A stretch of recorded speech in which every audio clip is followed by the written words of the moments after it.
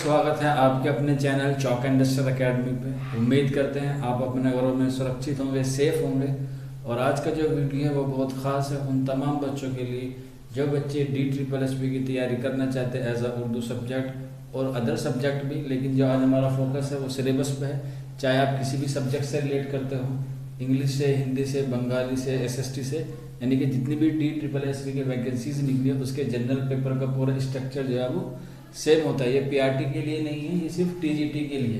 तो आज हम जो पूरे बात करेंगे TGT के सिलेबस के बारे में बात करेंगे कि जनरल पेपर और जो इसकी क्या क्या चीज़ें होती है, इसमें कौन कौन से सेक्शन होते हैं, कितने मार्क्स का होता है, और एक सेक्शन अगर पाँचों इसके जो पाँचों सेक्शन है उसको क्वालिफाई करना ज़रूरी है या फिर इसमें इंडिविजुअली क्वालिफाई नहीं हो पाए।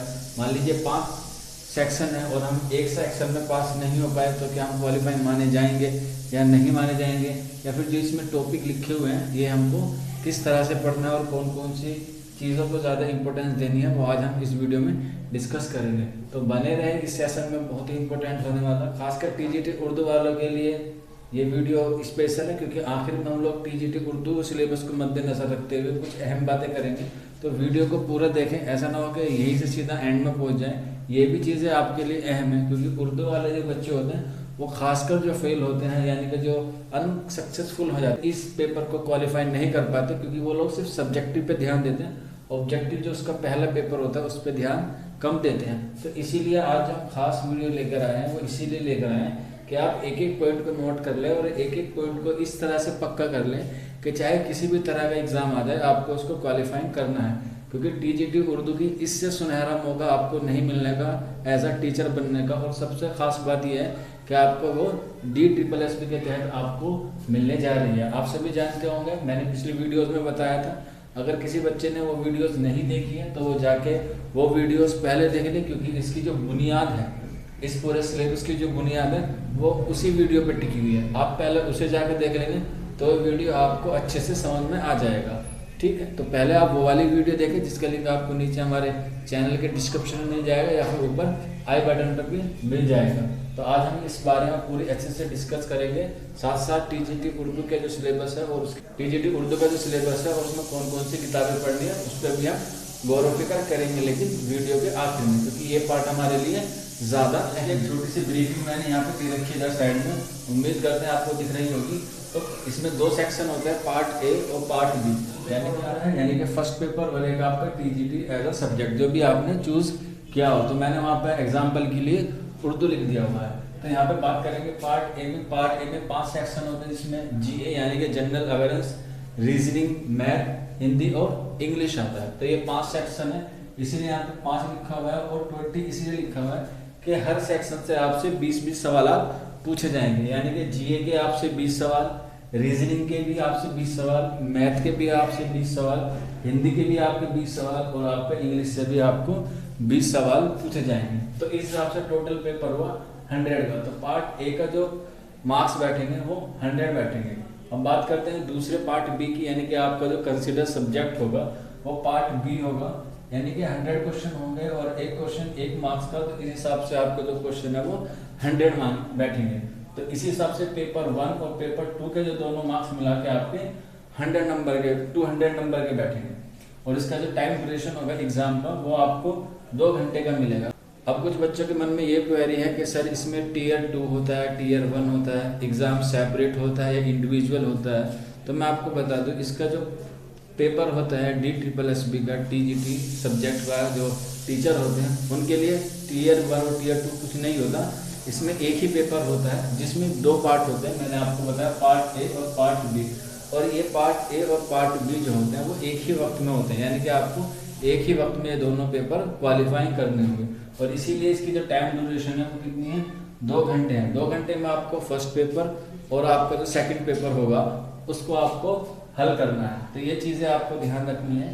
इसके साथ साथ इसमें नेगेटिव मार्किंग भी है, 0.25 की इसमें नेगेटिव मार्किंग है, पेपर फर्स्ट में भी और पेपर सेकंड में भी। अब बात करते हैं इसमें क्वालिफाइंग 40% का आपको दोनों पेपर में होना चाहिए, पेपर फर्स्ट में भी और पेपर सेकंड में भी। अब इसका मतलब ये नहीं सिर्फ आपको क्वालिफाइंग करना है, इसका मतलब ये है कि आपकी जो कॉपियाँ होगी, आपकी जो OMR शीट होगी वो तभी चेक होगी जब आपके इसमें से 40% नंबर ज़्यादा होंगे, यानी कि 40% से प्लस होंगे, वो अलग बात है। आपकी जो मेरिट है वो अकॉर्डिंग टू मार्क्स बनेंगे, जिसके हाईएस्ट मार्क होंगे उसी हिसाब से उसकी क्या बनेगी, मेरिट बनेगी। ये तो एक उनका न्यूनतम मापदंड है कि आपको इतने नंबर लाने ही लाने, तभी आपकी कॉपी चेक होगी। अब एक बात हो रहा है कि इसमें 40% नंबर है फर्स्ट पेपर के लिए, अगर आप चाहें तो इन दोनों पेपर को या इन तीनों पेपर को, यानी कि आप 3 पेपर में 40% ला सकते हैं, या फिर आप बाई चांस या बाय लक आप एक पेपर में कम भी नंबर आए हैं लेकिन टोटल 4 सब्जेक्ट को मिला के आपके 40% से ज़्यादा बन रहे हैं, तब भी आप उसको क्वालिफाई माने जाएंगे। ऐसा बिल्कुल नहीं है कि आप एक इंडिविजुअल सेक्शन में फेल हो जाएंगे तो आपको फेल माना जाएगा। आपको सारे सब्जेक्ट में पास होना ज़रूरी नहीं है इस सेक्शन के, यानी कि इस सेक्शन में 5 सेक्शन में आपको पास होना कंपलसरी नहीं है। अगर आपका एक कमज़ोर भी रह जाए और बाकी में आपके अच्छे नंबर आ जाएं तो आप क्वालिफाई माने जाएंगे।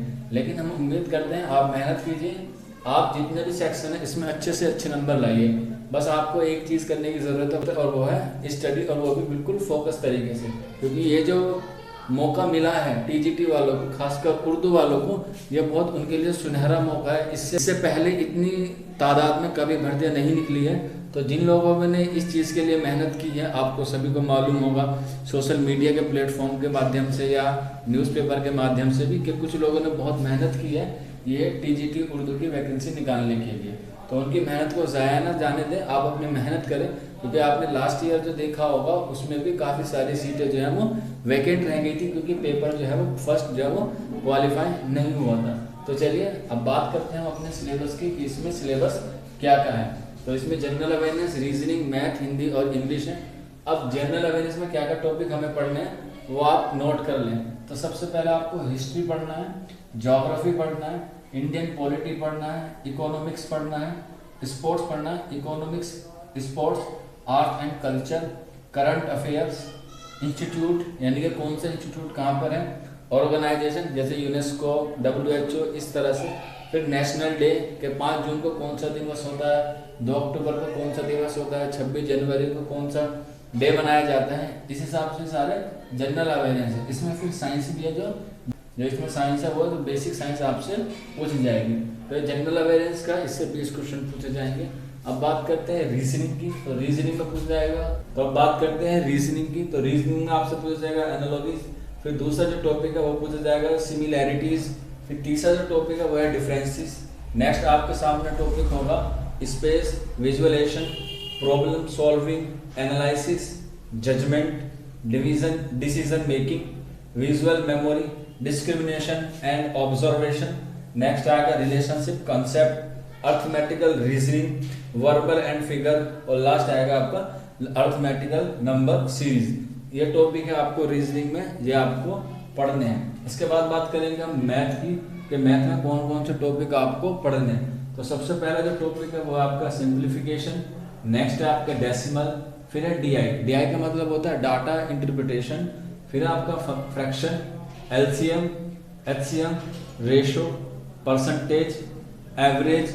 ये जो लिखा हुआ है एवरेज के बाद पीएल यानी कि profit and loss and discount, इसका मतलब ये है प्रॉफिट एंड लॉस डिस्काउंट। फिर ऐसा कंपाउंड इंटरेस्ट। नेक्स्ट है आपका मेंसुरेशन, T&W यानी कि टाइम एंड वर्क। नेक्स्ट है आपका टाइम एंड डिस्टेंस, और लास्ट है आपका टेबल्स एंड ग्राफ्स। ये सारे जो पोर्शन है ये आपका मैथ का है। इसके बाद बात करते हैं हम हिंदी की, तो हिंदी लैंग्वेज के रूप में आपसे 20 सवाल पूछे जाएंगे, जिसमें संधि, समास, उपसर्ग, तद्भव, प्रत्यय, तत्सम, रस, छंद, अलंकार, मुहावरे, लोकोतियाँ, कहावतें, अनेक शब्दों के लिए एक शब्द, गद्यांश यानी कि जो पैराग्राफ होते हैं वो आपसे पूछा जाएगा, जिसमें से आपको चुन के सवालात का जवाब देना है। एक पैराग्राफ होगा जिसको उर्दू में कहते हैं इक्तिबास। इक्तिबास की तरह आपसे उसमें से क्वेश्चन पूछे जाएंगे, मिनिमम आपसे 5 क्वेश्चन से पूछे जाएंगे। फिर रिक्त स्थान की पूर्ति कीजिए, यानी कुछ ग्रामेटिकली या कुछ वर्तनी के हिसाब से एक खाली जगह दे दी जाएगी, उसको आपको फिल करना है अकॉर्डिंग टू ऑप्शन। नेक्स्ट है आपका व्याकरण। व्याकरण में सभी चीज़ें आ जाती हैं इसमें, जो भी हिंदी की व्याकरण है। उसके बाद है पर्यायवाची, और नेक्स्ट है आपका, और लास्ट है वर्तनी। तो ये जो सारी चीज़ें हैं आपको हिंदी में पढ़नी है। और फिर है English, last but not the least, इसमें आपको पढ़ना है कॉम्प्रिहेंशन, यानी कि वही पैराग्राफ, इक्तिबास, फिल इन द ब्लैंक्स, इसमें आपसे इसी तरह से जैसे यहाँ पूछा जाएगा रिक्त स्थान, इसी तरह से आपके यहाँ से फिल इन द ब्लैंक्स पूछा जाएगा। नेक्स्ट है आपका वोकैबुलरी, मोस्ट इंपॉर्टेंट है, आपको ज़्यादा से ज़्यादा अपनी जो पकड़ करनी है वो वोकैबुलरी पे करनी है। नेक्स्ट है आपका ग्रामर, इंग्लिश ग्रामर से क्वेश्चन पूछे जाएंगे। नेक्स्ट है आपका सेंटेंस स्ट्रक्चर, ये भी मोस्ट इंपॉर्टेंट है, इसमें सेंटेंस एरर आते हैं कि बताइए कौन से सेक्शन में एरर है, ये आपको ज़्यादा ध्यान देना है सेंटेंस स्ट्रक्चर पे। नेक्स्ट है आपका सिनोनियम्स एंड एंटोनियम्स, ये बहुत इंपॉर्टेंट है।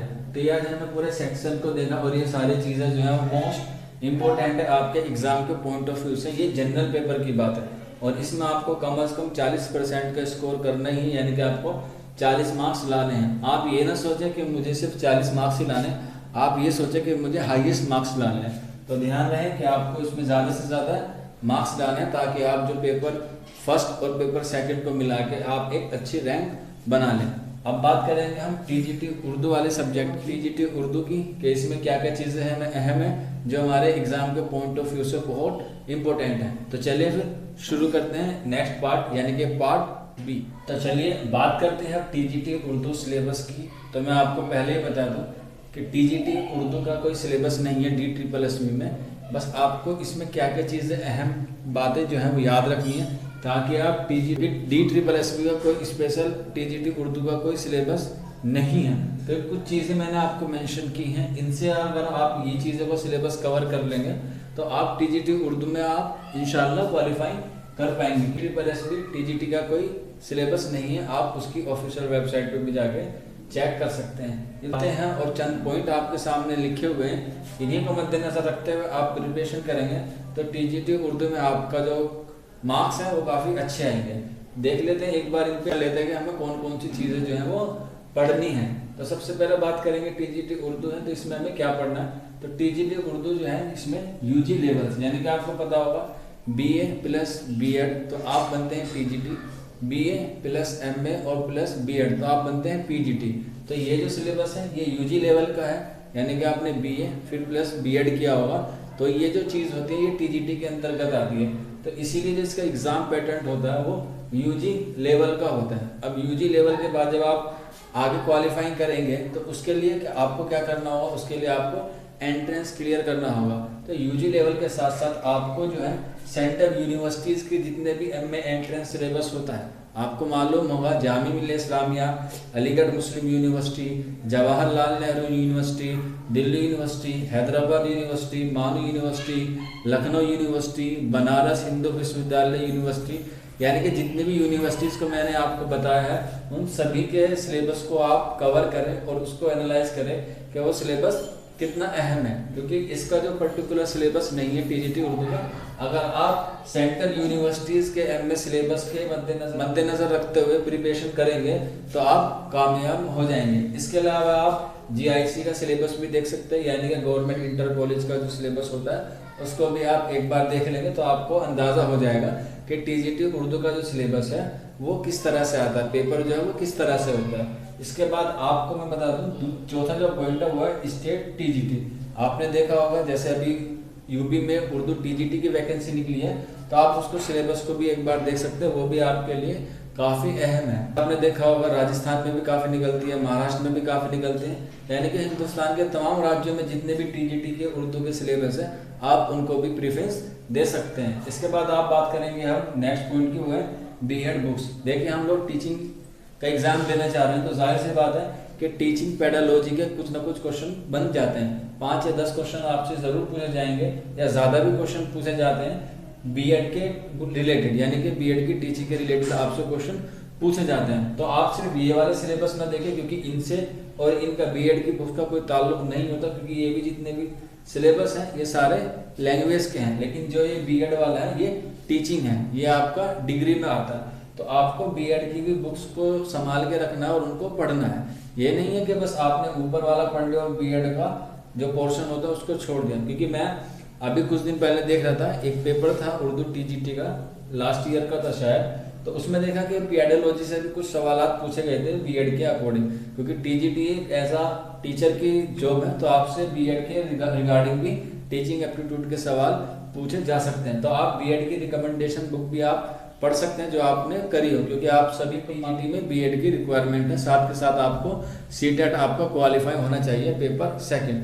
तो आप बीएड की बुकें भी जरूर पढ़ें ताकि आपका कोई सा भी सवाल जो है वो छूटे ना, क्योंकि अगर आपने एक सवाल भी छोड़ दिया या बाई चांस से गलत भी हो गया तो आप पीछे रह जाएंगे मेरिट से। और आपको सभी को मालूम होगा, आप इतने मैच्योर होंगे कि एक एक नंबर कितना महत्वपूर्ण होता है। तो ये सारी चीज़ें हैं जो आपको याद रखनी है, और ये सारी जो चीज़ें हैं उनको बड़ी तफसील से इन पे गौर व फिक्र करना और इनकी अच्छे से प्रिपरेशन करनी है। कहते हैं आपको आज का सेशन पूरा अच्छे से समझ में आ गया होगा। अगर फिर भी कोई इन्फॉर्मेशन आपको चाहिए या फिर कोई डाउट रह गया इस वीडियो में तो आप मुझे नीचे कमेंट बॉक्स में बता सकते हैं, या फिर आप मुझे इंस्टाग्राम पे डीएम भी कर सकते हैं, मैं उसका पर्सनली जवाब दूंगा।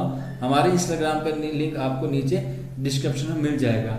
और एक खास बात है कि जो बच्चे एमए उर्दू की प्रिपरेशन कर रहे हैं, जो काफ़ी दिनों से हमारे साथ जुड़े हुए हैं और जो TSSB की भी मॉक टेस्ट देना चाहते हैं एज आ उर्दू सब्जेक्ट के, वो हमारे नंबर पे भी रब्ता कर सकते हैं। हमारा जो व्हाट्सअप नंबर है उस पर आप हमसे कांटेक्ट कर सकते हैं। हमारा जो व्हाट्सअप नंबर है ये है 9045220432।